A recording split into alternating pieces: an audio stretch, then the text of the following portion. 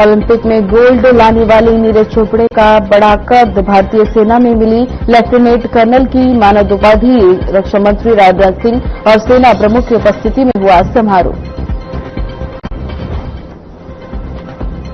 CM Nayab Singh Saini ने दी नीरज चोपड़ा को बधाई। भारतीय सेना में लेफ्टिनेंट कर्नल की मानद उपाधि मिलने पर दी शुभकामनाएं। कहा, पूरे हरियाणा और देशवासियों के लिए गर्व का क्षण। नांगल चौधरी के गांव नांगल कलिया में बेखौफ बदमाश कैफे संचालन पर लोहे की रॉड से किया हमला, तोड़े दोनों पैर। पुरानी रंजिश में दिया वारदात को अंजाम।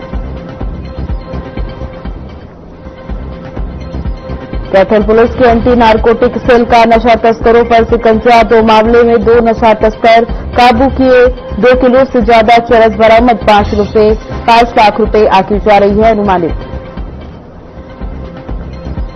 रेवाड़ी में 250 एकड़ कड़वी में लगी आग, किसानों को हुआ 10 लाख रुपए का नुकसान। दमकल की 6 गाड़ियों ने 5 घंटे की मशक्कत के बाद पाया काबू।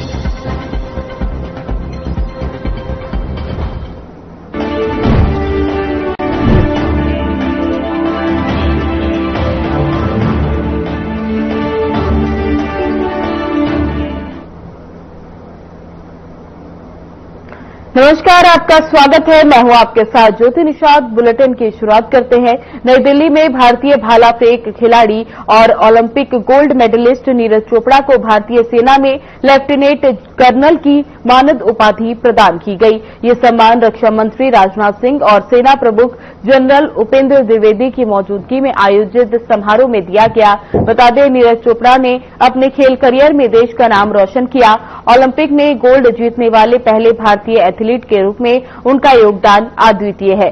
सेना की ओर से दी गई ये मानद उपाधि न केवल उनके प्रदर्शन को सम्मानित करती है, बल्कि देश के युवाओं के लिए प्रेरणा का स्रोत भी है। समारोह में नीरज की उपलब्धियों को याद किया गया और उन्हें देशभक्ति और खेल में उत्कृष्टता के प्रतीक के रूप में सम्मानित किया गया।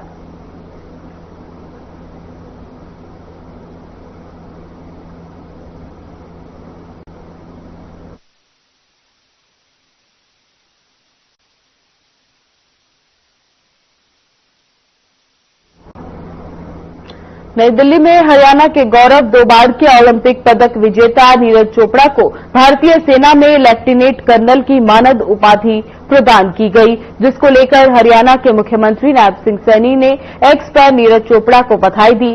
साथ ही उन्होंने लिखा कि हरियाणा के सपूत 2 बार के ओलंपिक पदक विजेता नीरज चोपड़ा जी को भारतीय सेना में लेफ्टिनेंट कर्नल का मानद उपाधि प्रदान किए जाने पर हार्दिक बधाई एवं शुभकामनाएं। दिल्ली में आयोजित अलंकरण समारोह में रक्षा मंत्री राजनाथ सिंह और थल सेना अध्यक्ष जनरल उपेंद्र द्विवेदी ने ये गौरवपूर्ण उपाधि उन्हें प्रदान की। ये न केवल नीरज चोपड़ा की व्यक्तिगत उपलब्धि का सम्मान है, बल्कि संपूर्ण हरियाणा एवं देशवासियों के लिए अत्यंत गर्व का क्षण है।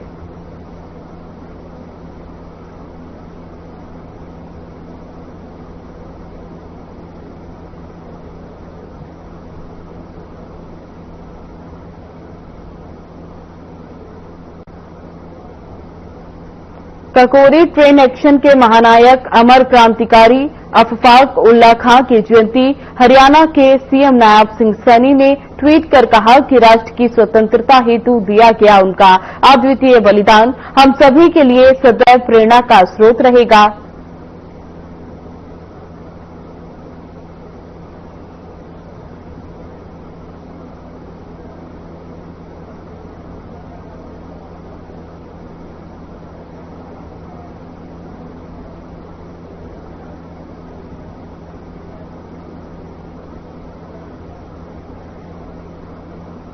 नांगल चौधरी के गांव नांगल कलिया में बदमाशों ने साइबर कैफे संचालक पर लोहे की रॉड से हमला कर दोनों पैर तोड़ दिए। पूरी घटना सीसीटीवी फुटेज में कैद हो गई। घायल युवक को जयपुर में रेफर किया गया। बताया जा रहा है कि पुरानी रंजिश में वारदात को अंजाम दिया गया। पुलिस ने बोला है कि शिकायत मामले पर ही कार्रवाई होगी।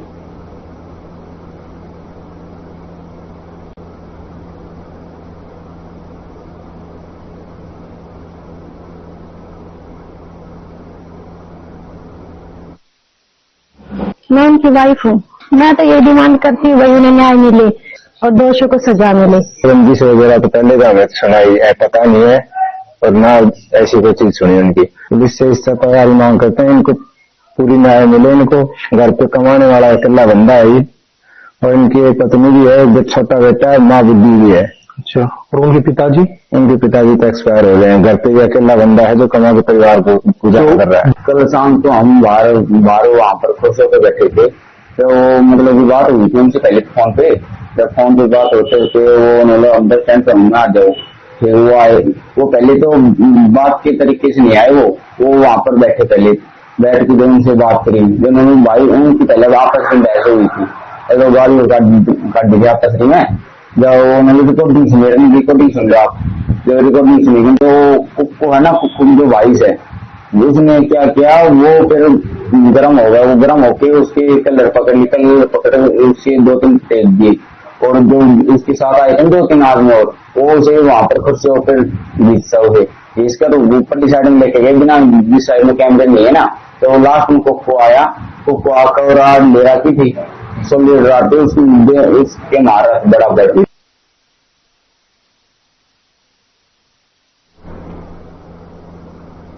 नशा तस्करों पर कैथल पुलिस शिकंजा कस रही है। इसी बीच एंटी नारकोटिक सेल को बड़ी सफलता मिली है। 2 मामलों में 2 नशा तस्करों को गिरफ्तार किया गया।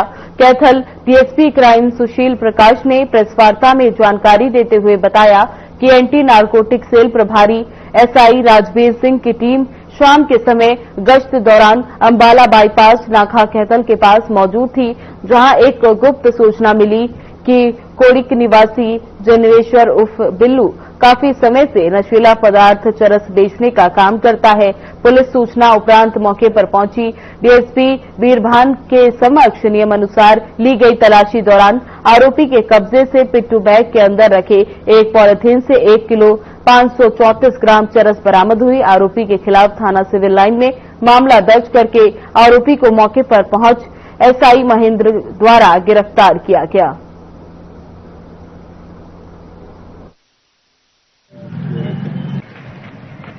सामने देखना जी सारे।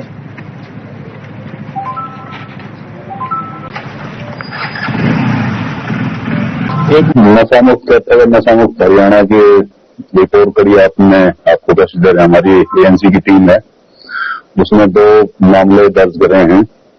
एक तो राजवीर अपने इंचार्ज एएनसी है उसके नेतृत्व में, एक एसआई राजेश है उसके नेतृत्व में, जिसमें दोनों में हमने 2 तस्कर काबू किए हैं और उनसे 2 किलो 642 ग्राम चरस बरामद की है। माननीय एसपी उपासना मैडम के नेतृत्व में और हमारे नए डीजीपी श्री ओपी सिंह के नेतृत्व में नशा मुक्त हरियाणा और नशा मुक्त कैथल के संदर्भ में चल रहा हमारा, और बहुत बड़ी बड़ी अचीवमेंट आ रही है मुझे पता भी है। 1 मिनट।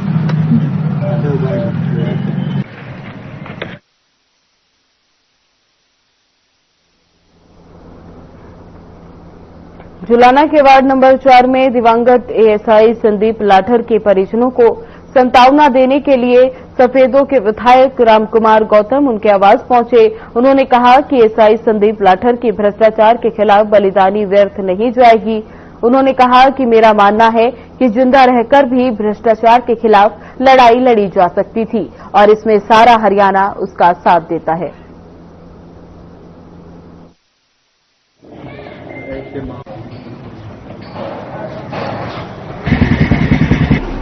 बहुत काम करके गया है, लेकिन मेरा मानना ये है भाई जिंदा रह के भी लड़ाई लड़ सकता था और सारा हरियाणा उसका साथ देता। तो मैं तो अब भी यही कहता हूं, इसकी जितने उसने मामले उठाए हैं, जो भी इन दोनों के, ये उस पूर्ण कुमार का भी और उसके बाद इसने जितने मामले उठाए और अपना जिंदगी खत्म कर दी, उनकी बहुत तगड़ी जांच होनी चाहिए, और ताकि सब सारा हरियाणा को और देश को पता चल सके कि मामला असल में क्या था।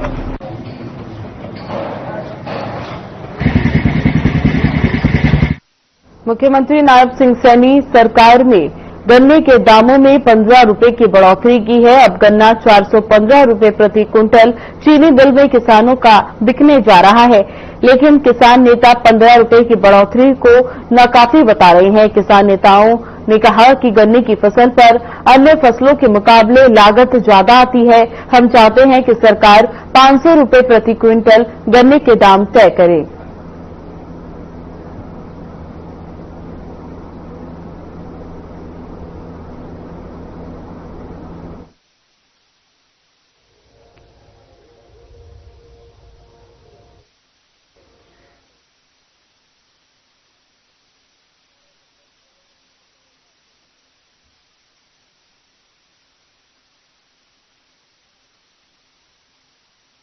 सरकार ने गन्ने के रेट में मात्र 15 रुपए की वृद्धि की है, जो नामात्र है। किसान उम्मीद लगा रहे थे कि कम से कम अब की बार 50 रुपए प्रति क्विंटल तो वो बढ़ेगा, क्योंकि आज गन्ने की जो फसल है उसमें सबसे ज्यादा लागत आती है और 1 साल की फसल है। 1 साल बाद उसका पैसा मिलता है, 1 साल तक किसान को इंतजार करना पड़ता है और कई साल से बीजेपी का राज जब से आया है गन्ने के रेट नामात्र बढ़े हैं। उसी को देखते हुए किसानों का मुंह बंद हो गया था। हर साल गन्ने का जो है रकबा घटता जा रहा था। सरकार एक तरफ कहती है कि पानी बचाओ, धान की फसलें ना लगाएं, जीरी की फसल ना लगाकर दूसरी फसलों की तरफ जाए, लेकिन किसान जब दूसरी फसल पर जाएगा अगर दूसरी फसलों के दाम अच्छे मिलेंगे। हरियाणा के मुख्यमंत्री जो किसान का बेटा कहते हैं अपने आप को और गन्ना बहुल्य क्षेत्र से रहने वाले हैं, उन्होंने मात्र 15 रुपए बढ़ाकर किसानों के साथ बहुत बड़ा मजाक किया है। आज किसान को गन्ने की लागत पर इतना खर्चा आता है कि गन्ने की लागत ही पूरी नहीं होती। हर वर्ष लेबर के रेट बढ़ जाते हैं, बंधाई में गन्ने में खाद इतना गिरता है कि किसानों को बड़ी मुश्किल हो जाता है। और गन्ने का रेट 500 रुपए भी हो तो किसान को फायदा होगा।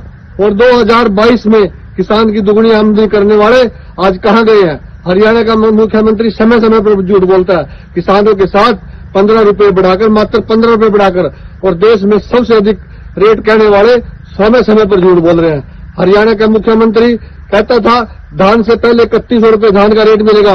आज किसानों को औने पौने दामों में 2000 रुपए से ऊपर किसी किसान की धान नहीं बिकी। फसल बुआई के समय खाद नहीं और फसल कटाई जब फसल पक के जाती है तो किसानों को रेट नहीं मिलता। तो गन्ने के रेट की हम भारतीय किसान कड़ी निंदा करते हैं। हरियाणा के मुख्यमंत्री ने चाहिए कि गन्ने का रेट कम से कम 500 रुपए प्रति क्विंटल है, तब किसान को फायदा होगा, किसान को लागत पूरी होगी।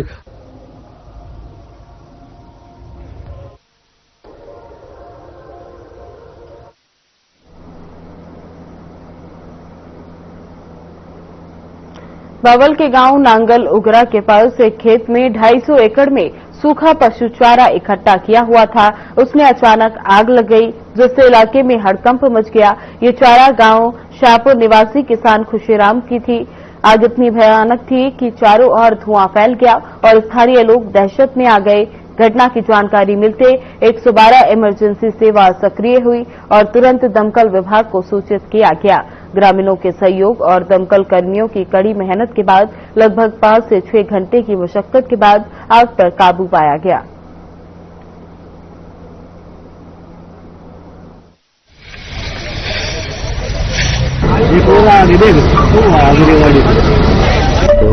खुशीराम मेरे पापा का नाम है और तो मेरी कड़ी मांस लगी है। ये सुबह 7 बजे अचानक लगी है।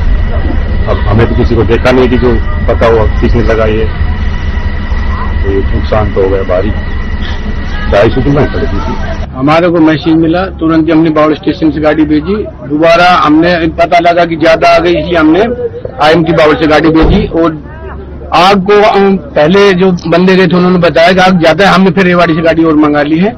अभी आग पे काबू पा लिया है, इतनी है। बाकी जो कड़वी थी उसको हमने बचा भी लिया है कुछ।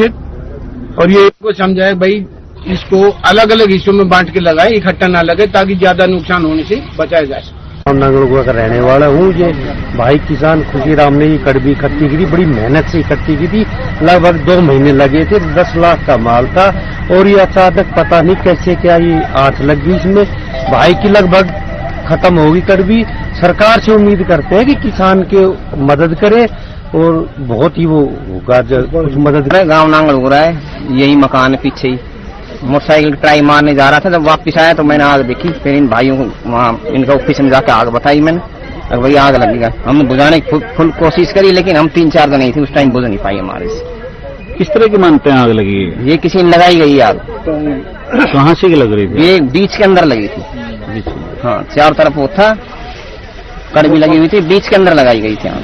क्या मानते हैं इस तरह की जो हरकत करी है? तो आप ये किसी ने, कोई रंजिश होगी इनकी, या तो उन्हें लगाई है आग। ये कोई दीपावली के पटाखा की लगी है, वैसे लगी है, पता नहीं इसका। वैसे हमारे पास कॉल आई थी, कॉल आने पर नांगल के जो बस स्टैंड पर आग लग रही है कड़बी में। तो हम मौके पर पहुंचे, मौके पर हालात देखा तो आग जबरदस्त लग रही थी। तो ये अपनी 112 मौके पर है और अपनी फायर ब्रिगेड मौके पर है। आग पर भी काबू नहीं पाया गया है। ये किसान कोई बेचने के लिए 150-200 किलो कड़वी इकट्ठी करा के एक ही जगह एक खेत में जी, तो काफी कड़वी है।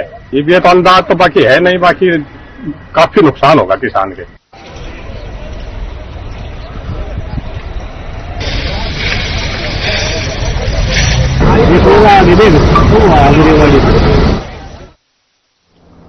खबर सिरसा से है, जहां लोक निर्माण विभाग ने सिरसा जिला अस्पताल ग्रुप 1 के मुख्य भवन और परिसर के सौंदर्यकरण कार्य के लिए निविदा आमंत्रण की गई थी, जिस पर और जानकारी देते हुए निर्माण विभाग डिवीजन नंबर 1 के कार्यकारी अभियंता कमलदीप राणा ने बताया कि प्रशासनिक कारणों से टेंडर जमा करने की अंतिम तारीख 23 अक्टूबर से बढ़ाकर 25 अक्टूबर 2025 को सुबह 9 बजे तक की कर दी गई है।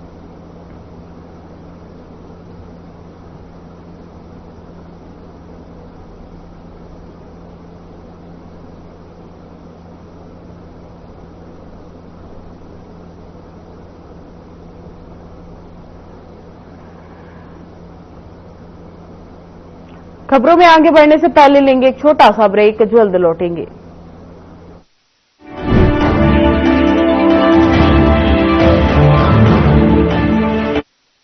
कुछ लोग खाते पीते तो बहुत बढ़िया हैं, पर फिर भी उनकी सेहत नहीं बनती। पिचके हुए गाल हैं, हड्डियां निकली हुई हैं, पैंटें ढीली हैं, कपड़े जचते नहीं, कोई पर्सनैलिटी नहीं। ऐसे लगता है इधर से खाए जा रहे हैं, उधर से निकले जा रहा है, क्योंकि उनका पाचन तंत्र खराब है। और जब तक के पाचन तंत्र दुरुस्त नहीं होगा, वो जितना मर्जी अच्छे से अच्छा खा ले, उनकी सेहत नहीं बन सकती। इसलिए हमारी संस्था सन्यासी आयुर्वेदा ने एक ऐसी दवा का निर्माण किया है जो कि आपके लिवर को, आपके पाचन तंत्र को दुरुस्त करने का काम करती है, ताकि आप जो भी खाएं उसका पूरे का पूरा निचोड़ आपके शरीर को लगे, आपकी भूख बढ़े, खाया पिया सही से लगे, नया खून बने, हड्डियों में जान आए, वजन बढ़े और आप मोटे तगड़े खूबसूरत पर्सनैलिटी के मालिक बन जाएं। सिर्फ 655 रुपए की पूरे 1 महीने की दवा होती है और आप इसे घर बैठे 01145454545 पर फोन करके दवा मंगवा सकते हैं। 2047 में कैसा होगा विकसित भारत का विकसित उत्तर प्रदेश? क्या आप चाहते हैं कि कृषि क्षेत्र में नवाचार और पशुधन की समृद्धि से बढ़े अन्नदाता की आमदनी? गांव-गांव तक पहुंचे चौड़ी सड़कें, हवाई यात्रा के लिए किसान की जेब में हो पैसे, विश्व स्तरीय शिक्षा और वर्ल्ड क्लास इलाज, बढ़े उद्योग, रोजगार, नौकरी और अपना व्यापार, रिन्यूएबल और ग्रीन एनर्जी हो यूपी में फुल, ताकि कभी न हो बत्ती गुल। डीप टेक, AI और इलेक्ट्रॉनिक संसाधनों का बिछे जाल, सांस्कृतिक धरोहर का पुनर्जागरण और गौरव काल। क्या आप चाहते हैं ऐसा उत्तर प्रदेश? अगर हाँ, तो उठाइए मोबाइल, QR कोड को स्कैन करें और पोर्टल समर्थuttarpradesh.up.gov.in पर लिखकर या बोलकर दर्ज कराएं सुझाव। आपके सुझाव से बनेगा विकसित यूपी का रोड मैप और मूल्यवान सुझाव देने वाले किए जाएंगे सम्मानित, क्योंकि आपकी राय विकसित यूपी बनाए।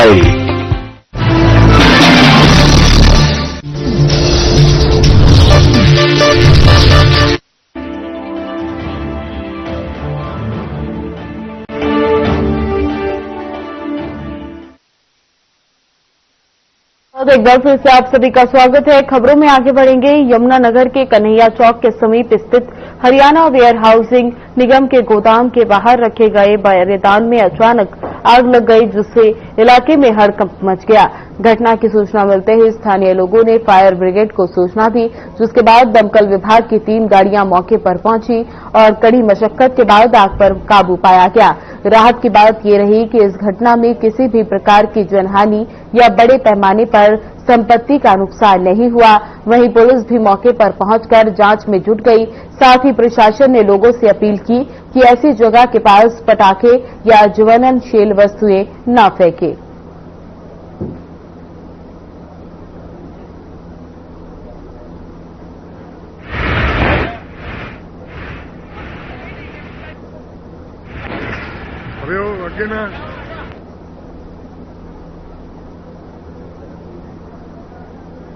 जानकारी मिली थी कि वेयर हाउस में आग लगी हुई है। हमने मौके पर आकर देखा तो यहाँ जो इनका वारदाना बाहर पड़ा हुआ था उसमें आग लगी हुई थी।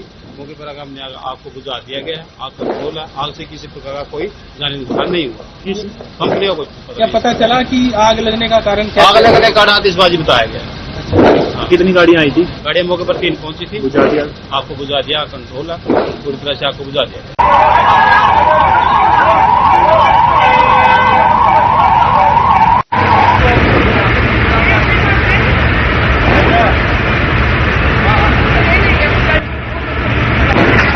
अबे वो अगे ना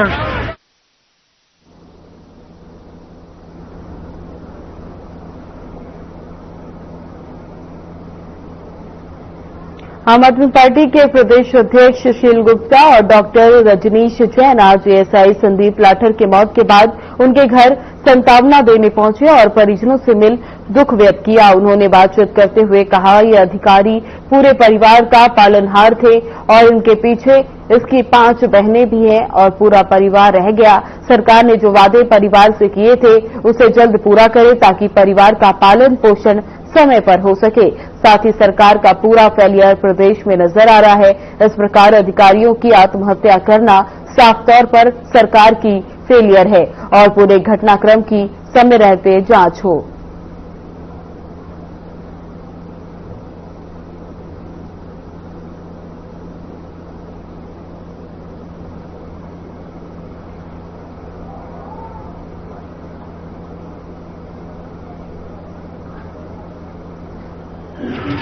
दादाजी से मिला, माता जी से मिला, उनकी धर्मपत्नी से मिला, उनकी बहनों से मिला।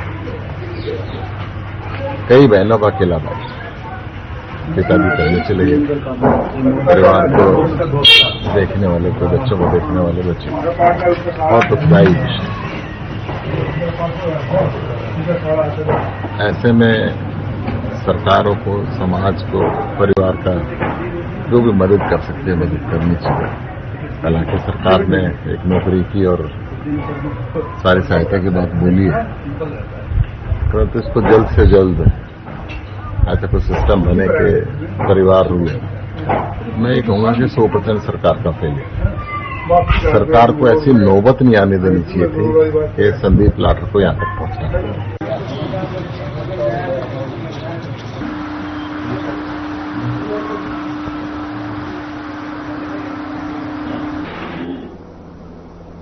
फिलहाल बुलेटिन में बस इतना ही। बने रहे हमारे साथ। नमस्कार।